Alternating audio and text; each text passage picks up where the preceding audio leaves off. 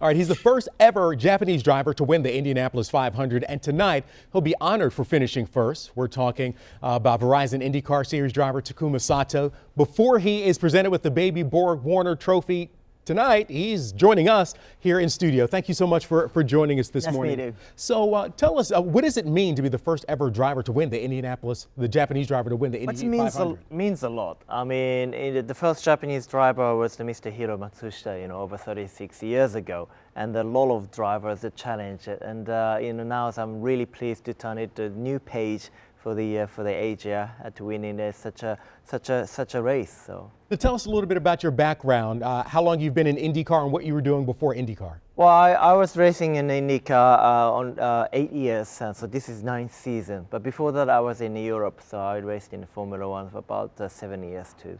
So tell us a little bit about your preference. We were just talking about your Formula One experience versus IndyCar. Do you have a preference of the two?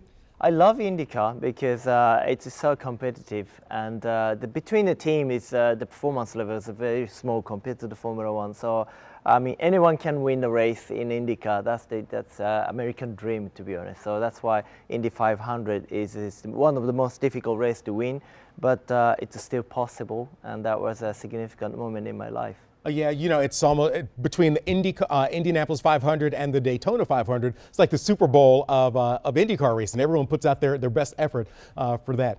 Tell us a little bit about, have you raced here in Detroit before? Yes, many times. And what do you think about racing in Detroit? How does that appeal to you? It's a fantastic street course racing. I mean, particularly week after Indy 500. So super speedway oval, 220 miles per hour to come to the Vero Isle, very bumpy racetrack. But I always have fun, and always this is a track is always exciting. A lot of actions on the track, and we have a good record. So hopefully 2018 will be more competitive, more exciting race.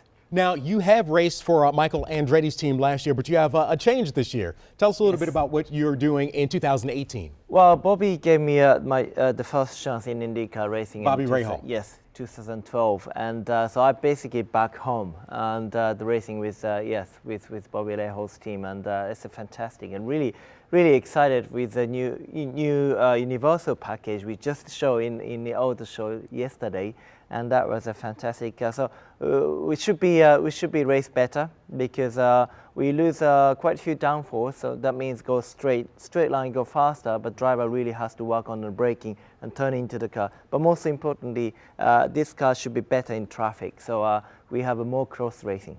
Okay, and that's one of the things that amazes me about IndyCar. You mentioned how the Indianapolis 500 is an oval track. You come here a week later and you're on a street course in Belle Isle.